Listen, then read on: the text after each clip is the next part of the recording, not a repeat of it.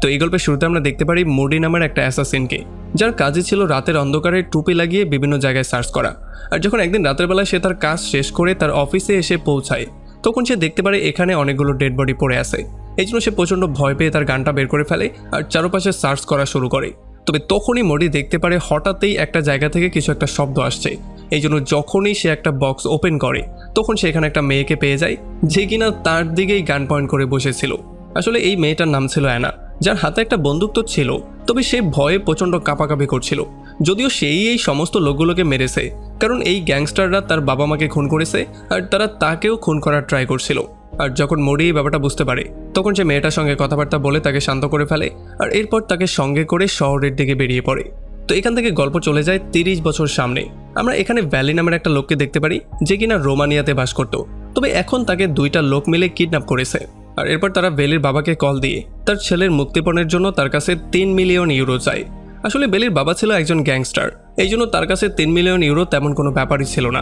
তবে তারপরেও বেলির বাবা কোনো টাকা পয়সা না দিয়েই তার কিছু লোকজনকে পাঠিয়ে দেয় আর বলে দেয় যে যাও, তোমরা গিয়ে ফ্রিতেই আমার ছেলেকে ছাড়িয়ে নিয়ে আসো, আর যদি 2-1টা খুন খারাপি করতে হয় তাহলেও সেটা করে ফেলবে।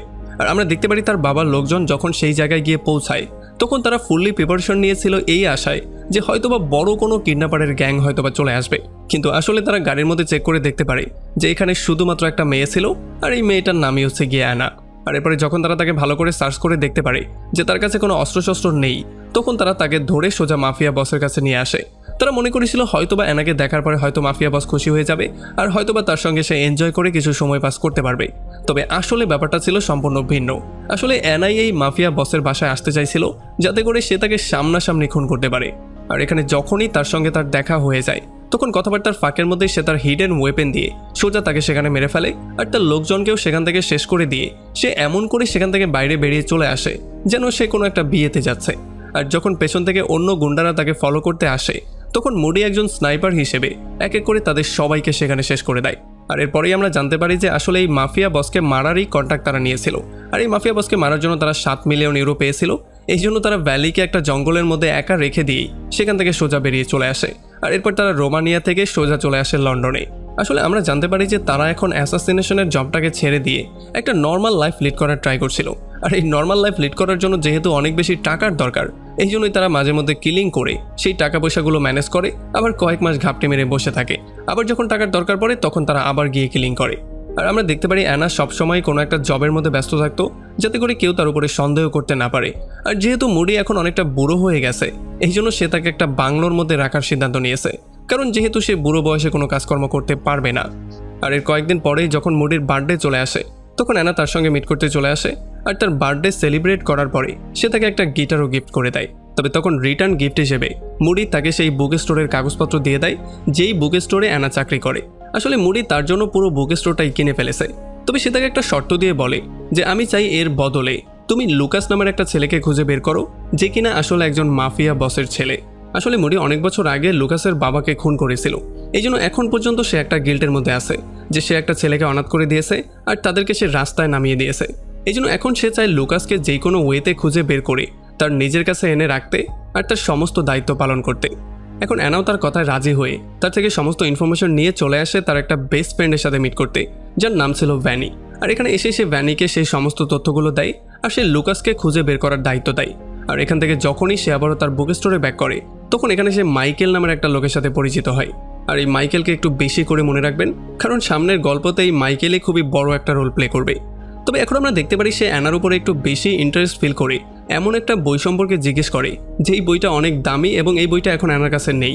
আর যখন অ্যানা তাকে বলে এটা তার কাছে নেই, তখন সে তাকে তার কার্ডটা দিয়ে সেখান থেকে চলে যায়।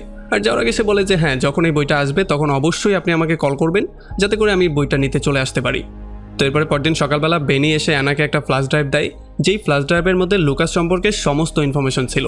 আর যখন এই সমস্ত তথ্যগুলো নিয়ে অ্যানা রাতের বেলায় মুডির সঙ্গে মিট করতে চলে আসে, তখন সে দেখতে পারে মুডির বাথটবের মধ্যেই কেউ একজন তাকে খুন করে ফেলে রেখেছে, মানে কেউ একজন অলরেডি এসে তাকে মেরে দিয়ে চলে গিয়েছে। আর এগুলো দেখার পরে সে প্রচণ্ড ভয় পেয়ে যখন দৌড়ে চলে আসে ব্যানির বাসার মধ্যে, তখন সে দেখতে পারে ব্যানিকেও কেউ একজন মেরে ফেলেছে। আসলে তাকে সোজা পুড়িয়ে দেওয়া হয়েছিল। আর এই ব্যাপারগুলো দেখার পরে অ্যানা অনেক বেশি ভয় পেয়ে যায় আর সেইটা ক্লিয়ারলি বুঝতে পারে যে এখানে কোনো ঝামেলা তো অবশ্যই হয়েছে আর পরবর্তী টার্গেটটা সেই হতে পারে। এই জন্য সে দৌড়ে চলে আসে তার বুকশপের মধ্যে, যাতে করে সমস্ত জিনিসপত্র প্যাক করে এখান থেকে সে দ্রুত পালিয়ে যেতে পারে। তবে যখনই সে মধ্যে যায় তখনই কেউ একজন তার উপরে ফায়ার করা শুরু করে আর কোনো রকমে অ্যানা তার জীবনটাকে সেভ করে। এরপরে এখানের একজনকে মেরে একজনের গাড়ি চুরি করে কোনো রকমে জানটা নিয়ে সে পালিয়ে যায়। আর এরপরে পরদিন সকালবেলা যখন অ্যানা সেই ফ্ল্যাশ ড্রাইভটা চেক করে তখন সে জানতে পারে লুকাস একটা সময় ভিয়েতনামে বাস করত আর তার বাবার নাম ছিল এডওয়ার্ড, যে কিনা অবশ্যই একটা মাফিয়া বস ছিল। আসলে এডওয়ার্ড ভিয়েতনামেরই কিছু রাইভাল গ্রুপকে কিছু কেমিক্যাল সেল করেছিল, যেই কেমিক্যালের জন্য তার সেখানে অনেক বেশি শত্রু হয়ে গিয়েছিল। আর এই কেমিক্যাল বিক্রি করার জন্যই একটা সময় তার কার ব্লাস্টে মৃত্যু হয়েছিল। আর তাছাড়া এখানে অ্যানা এই ব্যাপারটাও ক্লিয়ারলি জানতে পারে যে এই সমস্ত কাজের মধ্যে মুডিও ইনভলভ ছিল। তাছাড়া একটা রিপোর্টার তো এটা স্পষ্ট করে লিখেছিল যে মুডিকে কেউ একজন তাকে মারার জন্য টাকা দিয়েছিল। আর এই জন্যই অ্যানার সন্দেহ হয়ে যায় যে হয়তোবা বেনি আর মুডির মৃত্যুর পেছনে লুকাসের হাত থাকলেও থাকতে পারে, কারণ যখনই লুকাসের ব্যাপারটা তারা সামনে আনার ট্রাই করছিল তখনই এই দুর্ঘটনাটা তাদের সঙ্গে হয়ে গেছে। আর তাছাড়া এখান থেকে সে এই ব্যাপারটাও জানতে পারে যে লুকাসের বাবা মানে এডওয়ার্ডের মৃত্যুর পরে টনি নামের একটা লোক পুরো বিজনেসটাকে তার দায়িত্বে নিয়ে নিয়েছিল, যে কিনা একটা সময় এডওয়ার্ডেরই বিজনেস পার্টনার ছিল। তবে এই সমস্ত ব্যাপারগুলো হচ্ছে ভিয়েতনামের সঙ্গে লিঙ্ক করা। এই জন্য যদি সে আরও বেশি ভালো করে এই ব্যাপারগুলো জানতে চায় তাহলে তাকে অবশ্যই ভিয়েতনামে যেতে হবে। আর এই জন্য সে পরবর্তীতেই চলে আসে ভিয়েতনামে। আর তখন এদিকে ভিয়েতনামে আমরা দেখতে পারি এই বাইকার গ্রুপটা যখন পুরো রোড ব্লক করে এরকম মাস্তানি করে সামনের দিকে যাচ্ছিল তখন উল্টো পাশ থেকে আরেকটা বিশাল বড় বাইক নিয়ে একটা লোক চলে আসে, যে কিনা খুবই স্পিডে ড্রাইভ করছিল। আর তার এই স্পিডের জন্য সবাই তাকে সাইড দিতে গিয়ে অনেক বাইকার পড়েও যায়।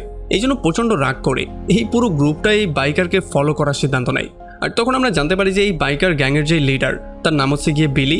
আর তাদের মাঝখান দিয়ে যে বাইকটা নিয়ে বেরিয়ে চলে গিয়েছিল সে আর অন্য কেউ ছিল না, সে ছিল অ্যানা নিজেই।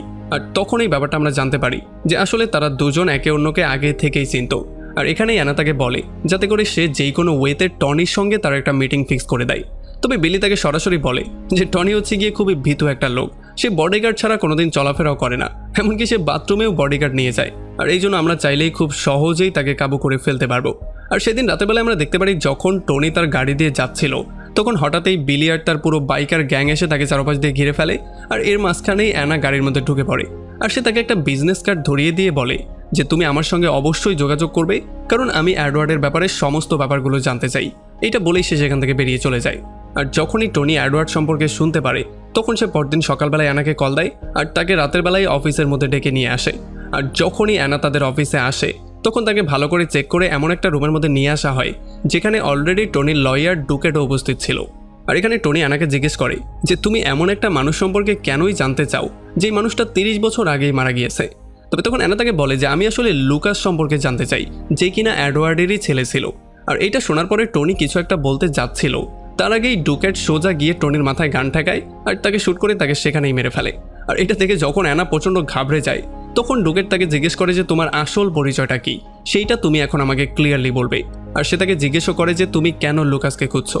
আর এই ব্যাপারগুলো জানার পরে যখন অ্যানা বুঝতে পারে যে তার কপালেও বিপদ আছে তখন সে সোজা তার উপরে আক্রমণ করে দেয় আর সে উপরের এয়ারব্যান্ড দিয়ে পালিয়ে যাওয়ার ট্রাই করে। তবে হাজার হাজার গুলি উপেক্ষা করেও সে পালিয়ে যাচ্ছিলই, কিন্তু যখন সে সেখান থেকে বাইরে বেরিয়ে আসে তখন একটা গাড়ি ফুল স্পিডে এসে তাকে অ্যাক্সিডেন্ট করে দেয়। আর এরপরে তারা আহত অ্যানাকে নিয়ে একটা রুমের মধ্যে লক করে দেয়। আর এখানে ডুকেট এসে তাকে বারবার করে কোয়েশ্চেনিং করা শুরু করে যে সে কেন লুকাসকে খুঁজছে, লুকাসের সাথে তার কি সম্পর্ক। তবে অনেকক্ষণ ধরে টর্চার করার পরেও যখন অ্যানা কোনো কথাই বলছিল না তখন ফাইনালি তারা হার মানতে বাধ্য হয়। তবে এর একটু পরেই অ্যানা পুরোপুরি সারপ্রাইজ হয়ে যায়, কারণ সে দেখতে পারে তার সামনে মাইকেল চলে এসেছে, মানে হ্যাঁ সেই লোকটা যে কিনা তার থেকে বুক কিনতে গিয়েছিল। আর এখানে মাইকেল তাকে বলে যে আমি আর ডুকেট একই লোকের জন্য কাজ করি, তবে হ্যাঁ তোমার প্রিয় বন্ধু ব্যানি এবং মুডির হত্যার সাথে আমাদের কোনো সম্পর্ক নেই। এটা বলে সে রুম থেকে বাইরে এসে ডুকেটকে বলে যে তুমি অ্যানার উপরে টর্চার করা বন্ধ করো, কারণ আমি টেকনিকের ইউজ করে তার থেকে কিছু ইনফরমেশন বের করছি। তবে যখন মাইকেল অনেক চেষ্টা করেও তার থেকে কোনো ইনফরমেশন বের করতে পারে না তখন ফাইনালি ডুকেট তার লোকজনকে অর্ডার দিয়ে দেয় যাতে করে সে গিয়ে এই মেয়েটাকে মেরে ফেলে। তবে সে এই ব্যাপারটা জানতো না যে অ্যানা হচ্ছে একজন প্রফেশনাল অ্যাসাসিন। এই জন্য সে খুব সহজেই তাদের উপরে আক্রমণ করে তাদের সবাইকে শেষ করে দিয়ে এখান থেকে পালিয়েও চলে যায়। আর যখন মাইকেল এই ব্যাপারটা দেখতে পারে তখন সে পুরোপুরি ইমপ্রেস হয়ে যায়। সে চিন্তা করে ওয়াও, আমরা নতুন একটা দুশ্মন পেয়েছি যে কিনা আমাদের চেয়েও এক ধাপ এগিয়ে। তবে এরপর সে ডুকেটকে সরাসরি না করে দেয় যাতে করে সে অ্যানাকে ফলো না করে, কারণ সে বলে অ্যানা এডওয়ার্ডের ইনফরমেশন নেওয়ার জন্য অবশ্যই আমাদের এখানে আবারও ব্যাক করবে। আর এদিকে অ্যানা সোজা চলে আসে বিলির কাছে। আর যখন বিলি তাকে সমস্ত ব্যাপারগুলো জিজ্ঞেস করে তখন সে তার পাস্ট সম্পর্কে তাকে সমস্ত ব্যাপারটা বলে দেয়। সে তাকে বলে দেয় যে কীভাবে মুডি ছোটোবেলা থেকেই তাকে বড় করেছে আর ছোটোবেলা থেকেই বাবার দায়িত্ব পালন করেছে। এই জন্য সে এখন যেই কোনো ওয়েতে মুডির মৃত্যুর বদলা নিয়েই ছাড়বে। আর এই জন্য পরদিন সকালবেলায় সে সেই লোকেশনে চলে আসে যেইটা ভেনি তাকে ফ্ল্যাশ ড্রাইভের মধ্যে দিয়েছিল, মানে যেই অ্যাড্রেসে এখন লুকাস বাস করে। আসলে এটা ছিল স্পেশাল টাইপের একটা ফ্যাসিলিটি যেটাকে কিনা নানরা পরিচালনা করতো। আর এখানে একটা নান এসে তাকে বলে যে আসলে তুমি যাকে খুঁজছো সে তার নামটাকে চেঞ্জ করে ক্রিস্টিন রেখে দিয়েছে। আর তাছাড়া এখন সে অনেকটাই প্রবলেমে পড়ে গিয়েছে, কারণ সে না কিছু দেখতে পারে, না কিছু শুনতে পারে, না কিছু বলতে পারে। তাও তার সাথে এই সমস্ত ব্যাপারগুলো হয়েছিল যখন তার বয়স মাত্র 6 বছর ছিল। তখন অ্যানা এটা ক্লিয়ারলি বুঝতে পারে যে সে যেই সন্দেহটা করেছিল সেটা সম্পূর্ণ ভুল। মানে সে চিন্তা করেছিল যে লুকাস তার বাবার মৃত্যুর বদলা নেওয়ার জন্য মুডি আর বেনিকে খুন করিয়েছে, কিন্তু এটা সম্পূর্ণ ভুল ছিল। কারণ এই বেচারা তো নিজের মৃত্যুর জন্যই অপেক্ষা করছে, সে অন্য কাউকে কি করে মারতে পারবে। আর এরপরে যখনই অ্যানা এখান থেকে বেরিয়ে যাচ্ছিল তখনই তাকে মাইকেল কল দেয় আর সে তাকে একটা ডেটের জন্য অফার করে। সে বলে যে যদি তুমি আমার সঙ্গে ডেটে যাও তাহলে আমি তোমাকে সেখানে সমস্ত ইনফরমেশন দিয়ে দিব, যেই সমস্ত ইনফরমেশনগুলো তোমার দরকার। আর যেহেতু অ্যানারও সেই সমস্ত ইনফরমেশনগুলোর দরকার, এই জন্য সে ডেটে যাওয়ার জন্য রাজিও হয়ে যায়। আর এরপরে সন্ধ্যাবেলায় তারা দুজন চলে আসে একটা রেস্টুরেন্টে। আর এখানে যখন তারা কথাবার্তা বলছিল তখন অ্যানা শুরুতেই তার গানটা বের করে ফেলে, কারণ যেহেতু সে ইনফরমেশন নিতে এসেছে এই জন্য সে বলে যে আমি যেই কোনো ওয়েতে ইনফরমেশন নিয়েই ছাড়বো। আর এই সমস্ত ব্যাপারগুলো দেখার সঙ্গে সঙ্গে মাইকেলও তার গানটা বের করে ফেলে, কারণ সেও কোনো ইনফরমেশন দেওয়ার জন্য আসেনি, সে তার সঙ্গে একটু টাইম পাস করার জন্য এসেছিল। আর সে মনে মনে চাচ্ছিল যে রাতে যদি তার সঙ্গে একটু শোয়া যায় তাহলে তো ব্যাপারটা জমেই যায়। আর এদিকে মাইকেল আর অ্যানার ডেট সম্পর্কে যখন ডুকেট জানতে পারে তখন তার মাথা প্রচণ্ড গরম হয়ে যায়, কারণ মাইকেল তাকে তার সঙ্গে মিট করতে না করেছিল, কিন্তু এখন সে নিজেই তার সঙ্গে ডেট করার জন্য চলে গিয়েছে। এই জন্য সে তার গুন্ডা বাহিনীকে সেখানে পাঠিয়ে দেয় আর সে বলে যে দ্রুত এই মাইকেলকে শেষ করো, আর নয়তোবা আমাদের কপালে যেই কোনো সময় বিপদ নেমে আসতে পারে। তবে আসলে মাইকেল যেহেতু একজন প্রফেশনাল অ্যাসাসিন ছিল এই জন্য তার সঙ্গে এই গুন্ডা বাহিনীরা তেমন কিছুই করতে পারে না। উল্টো মাইকেল তাদেরকে আচ্ছা রকম ধোলাই করে তাদের সবাইকে শেষ করে সেখান থেকে পালিয়ে যায়। আর তখন এই সুযোগটা নিয়ে অ্যানা সোজা চলে আসে ডুকেটের সঙ্গে মিট করতে। আর এখানে আসার সঙ্গে সঙ্গেই সে খুবই আরামসে তার কাছ থেকে সমস্ত ইনফরমেশনগুলো নেওয়ার ট্রাই করে। তবে যখন সে ইনফরমেশনগুলো পাচ্ছিল না তখন সে তাকে পানির মধ্যে চুবিয়ে চুবিয়ে শাস্তি দেওয়া শুরু করে। এখন সে সেই ইনফরমেশনগুলো চাচ্ছিল, সেই ইনফরমেশনগুলো সে পেয়েছে কিনা সেটা তো আমরা বলতে পারবো না। তবে তখনই এখানে মাইকেল চলে আসে, যে কিনা এসে এই ব্যাপারটা দেখে পুরোপুরি শক্ট হয়ে যায় যে ডুকেট তার বাথরুমের মধ্যেই ঝুলন্ত অবস্থায় ছিল, মানে তাকে মেরে কেউ ঝুলিয়ে দিয়েছে। আর তখনই তাকে অ্যানা কল দেয় আর সে তাকে ক্লিয়ারলি বলে দেয় যে আমি সেই সমস্ত ইনফরমেশনগুলো পেয়ে গেছি, যেই সমস্ত ইনফরমেশনগুলো আমার দরকার ছিল। তবে আমরা জানতে পারি যে আসলে অ্যানা ডুকেটের বাড়ির মধ্যেই লুকিয়েছিল, যে কিনা সোজা এসে মাইকেলের উপরে আক্রমণ করে দেয়। আর এই জন্য তাদের মধ্যে একটা ভয়ঙ্কর রকমের মারামারি শুরু হয়ে যায়, যেখানে তাদের লোহার গানটা কাজে না আসলেও তাদের মারামারির শেষটা হয় লোহার রডের মাধ্যমে। আরে ভাই, যদি এই কাজটাই করতে চাবি তাহলে মারামারির কি দরকার, সোজা আরামসে রুমে নিয়ে গেলেই তো হয়। তবে যাই হোক, এরপরে যখন অ্যানা সেখান থেকে বাসার দিকে ব্যাক করছিল তখন হঠাৎই ডেকটের একটা লোক এসে তার উপরে আক্রমণ করে দেয়। আর যখনই সে তাকে মারতে যাচ্ছিল তখনই এখানে মুডি চলে আসে। মানে মুডি কোত্থেকে চলে আসলো ভাই, মুডি না মারা গিয়েছে। যাই হোক, তখনই ব্যাপারটা আমরা জানতে পারি যে আসলে মুডি সেই সময় মারা যায়নি, সে আসলে একটা মরার নাটক করেছিল। আসলে যেই লোকটা তার উপরে আক্রমণ করতে এসেছিল সেই লোকটাকেই সে মেরে তার কাপড় চোপড় পরিয়ে বাথটবের মধ্যে শুয়ে দিয়েছিল, যাতে করে সবাই মনে করে যে মুডির মৃত্যু হয়ে গেছে। আর এই সমস্ত কাজটা সে এই জন্য করেছিল কারণ সে এই ব্যাপারটার ইনভেস্টিগেশন করার ট্রাই করছিল যে যখনই সে লুকাস সম্পর্কে জানার ট্রাই করছে তখনই কেন তার উপরে আক্রমণগুলো করা হচ্ছে। আর তখন এদিকে আমরা দেখতে পারি মাইকেল একটা লোকের সঙ্গে অ্যানা সম্পর্কে কথাবার্তা বলছিল। আর তখন এই ব্যাপারটা আমরা জানতে পারি যে এই লোকটার অন্য কেউ না, এই লোকটা হচ্ছে গিয়ে এডওয়ার্ড নামের সেই লোকটা যে কিনা 30 বছর আগে মারা গিয়েছিল। আসলে সেও এখানে জীবিত অবস্থায় আছে আর সেও মরার একটা নাটক করেছিল। আর সেই ব্যাপারটা ক্লিয়ারলি জানতো যে তার মৃত্যুও খুব কাছেই চলে এসেছে। এই জন্য সে মাইকেলকে সোজা বলে দেয় যে এখানের সিকিউরিটি 3 গুণ বাড়িয়ে দাও, কারণ আমি জানি সে খুব শীঘ্রই এখানে আসবে। আর তাছাড়া আমি এখানে কিছুদিন পরে একটা পার্টিও দিচ্ছি। আর কয়েকদিন পরে যখন পার্টির দিন চলে আসে তখন আমরা দেখতে পারি মাইকেলের অবস্থা প্রচণ্ড খারাপ হয়েছিল। আসলে তার বস তাকে অর্ডার দিয়ে বলে দিয়েছিল যে যদি তুমি অ্যানাকে সামনে পেয়ে যাও তাহলে সোজা তাকে শ্যুট করে মেরে ফেলবে। কিন্তু যেহেতু অ্যানার জন্য তার মনের মধ্যে ফিলিং ছিল এই জন্য সে অ্যানাকে চাইলেও তো মারতে পারবে না, কারণ এখনও তো পুরোপুরি ইউজ করা হয়নি। আর তখন এদিকে আমরা দেখতে পারি এই পার্টির মধ্যে অ্যানাও চলে এসেছে, যে কিনা একজন ওয়েটারের ড্রেস পরে নিয়েছিল। আর যখনই সে সবার মধ্যে গোলাচ্ছিল তখন মাইকেল পেছন থেকে দেখেই তাকে চিনতে পারে যে আসলে এইটাই হচ্ছে গিয়ে অ্যানা। আর যখন অ্যানা তার গানটা বের করে এডওয়ার্ডের উপরে শ্যুট করতে যাচ্ছিল তখন একেবারে শেষ মুহূর্তে মাইকেল এসে তাকে থামিয়ে দেয়। এই জন্য এখানে গোলাগুলি শুরু হয়ে যায় আর তাদের মধ্যেও একটা ভয়ঙ্কর মারামারি শুরু হয়ে যায়। আর তখন এদিকে এডওয়ার্ড দৌড়ে একটা সেফ রুমের মধ্যে চলে আসে, যাতে করে এখান থেকে বসে সিসিটিভির মাধ্যমে সে সমস্ত ব্যাপারগুলোকে পর্যবেক্ষণ করতে পারে। তবে তখনই তার সামনে মুডি চলে আসে, আর মুডি এডওয়ার্ডকে জীবিত দেখার পরে পুরোপুরি শক্ত হয়ে যায়। আর তখন এই ব্যাপারটা আমরা জানতে পারি যে আসলে এডওয়ার্ডই মুডিকে হায়ার করেছিল তাকে মেরে ফেলার জন্য, আর এই জন্য মুডি তাকে একটা কার অ্যাক্সিডেন্টের মধ্যে মেরেও ফেলেছিল।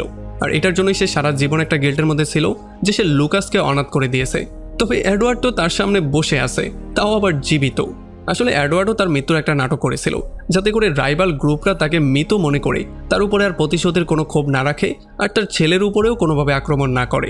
তবে যখন এখন মুডি এই সমস্ত ব্যাপারগুলো জানতে পারে, তখন সে প্রতিজ্ঞা করে নেয় যে সে যেই মিশনটাকে শুরু করেছিল সেটাকে সে অবশ্যই শেষ করে ছাড়বে। তবে এইবার সে এডওয়ার্ডকে একা মারবে না, সে সঙ্গে নিজেও মরবে, কারণ তার জীবনটাও খুব ভালোভাবে চলছে না। এই জন্য সে এখানে বিশাল বড় একটা ব্লাস্ট করিয়ে দেয়, যেই জন্য হয়তো তারও মৃত্যু হয়ে যায় আর সঙ্গে এডওয়ার্ডেরও মৃত্যু হয়ে যায়। তবে যাই হোক, এই ব্লাস্টের পরে মাইকেলের মোবাইলে একটা মেসেজ চলে আসে, যেখানে অ্যানা তাকে একটা লোকেশন দিয়ে সেখানে আসতে বলে। আসলে এই লোকেশনটা ছিল অ্যানার পুরনো ঘরের লোকেশন, আর এখানেই আমরা অ্যানার পাস্ট সম্পর্কে পুরো ব্যাপারটা জানতে পারি। আমরা দেখতে পারি প্রথমে কিছু গুন্ডারা তার বাবাকে খুন করেছিল, এরপর তার মাকে তারা রেপ করেছিল, এরপর তারা অ্যানার সঙ্গেও কিছু একটা করতে যাচ্ছিল। তবে অ্যানা এতটাই স্ট্রং ছিল যে একটা গান নিয়ে সে এখানে সবাইকে এক এক করে শেষই করে দিয়েছিল। আর এগুলোতেই প্রচণ্ড ভয় পেয়ে সে একটা ওয়ার্ডরোবের মধ্যে লুকিয়ে পড়েছিল, আর তখনই মুডি এসে তাকে সেখান থেকে রেস্কিউ করেছিল। তবে যাই হোক, এরপরে আমরা প্রেজেন্টে ব্যাক করি, আর এখানে আমরা দেখতে পারি মাইকেল অ্যানার সঙ্গে মিট করতে তার ঘরে চলে আসে। আর তাকে দেখার সঙ্গে সঙ্গেই অ্যানা খুবই শান্ত হয়ে বসে তাকে বলে যে আমি এই সমস্ত ব্যাপারগুলো বাদ দিয়ে খুবই শান্তির একটা লাইফ লিড করতে চাই, আর সেই লাইফটা আমি ততদিন পর্যন্ত লিড করতে পারবো না যতদিন পর্যন্ত তুমি জীবিত আছো। আর এটা বলেই তারা দুইজন একে অন্যকে গান পয়েন্টে করে ফেলে, আর তখনই সেন্টার রুমের বাইরে চলে আসে। আমরা রুমের মধ্য থেকে অনেকগুলো গানশটের আওয়াজ শুনতে পারি, আর একটু পরে আমরা দেখতে পারি ঘর থেকে শুধুমাত্র অ্যানা বেরিয়ে আসে। যার মানে এই ব্যাপারটা আমরা ক্লিয়ারলি বুঝতে পারি যে হয়তোবা অ্যানা মাইকেলকে শেষ করে দিয়েছে, আর এখন সে নতুন একটা জীবনের উদ্দেশ্যে সামনে যাওয়া শুরু করেছে। আর এমন একটা ভয়ঙ্কর পয়েন্টে এই পুরো মুভিটা এখানেই শেষ হয়ে যায়। তো আমাকে কমেন্ট করে জানান কেমন লাগলো ভিডিওটা। আমি তো এই ব্যাপারটাই এখনও বুঝতে পারছি না যে এই সমস্ত কিছুর মাঝখানে মাইকেলের সাথে শোয়ার কি দরকার ছিল। ভিডিও ভালো লাগলে অবশ্যই একটা লাইক করবেন, আর যদি এখনও আমাদের চ্যানেলটা সাবস্ক্রাইব করে না থাকেন তাহলে প্লিজ করে ফেলুন। তো আমাদের দেখা হবে অন্য কোনো ভিডিওতে অন্য কোনো একদিন। Till then, take care.